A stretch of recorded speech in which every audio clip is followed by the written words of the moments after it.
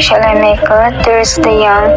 I was learned to be patient with myself and stumble a lot, made a mistake that haunted me for days. Sometimes weeks, but I also started to realize that growth doesn't come from being perfect.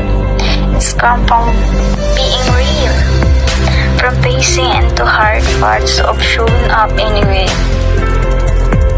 There were small wins that no one else noticed.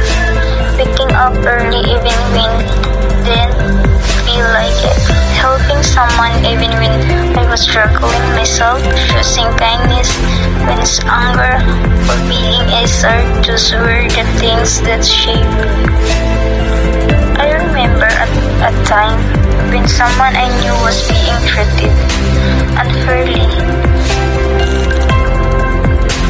They were quiet, didn't speak up much, and others took advantage of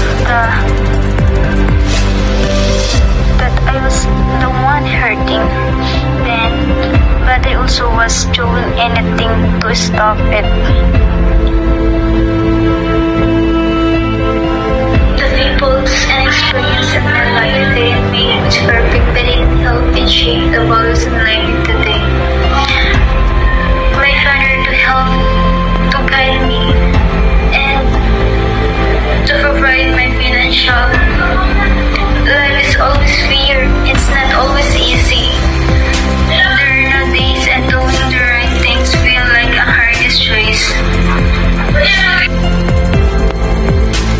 Kana rin nag-time kay Lucy Anis pa ko na din kana nag-time bitaw kay isuro jud ko kay mangita ko para mawasan mo problema kanang mga tuglag you di man as in means it means mga tuglag you kana ra jud kanang maka-relax daw ka kanang makuan din namin ng problems kay sa among family jud kay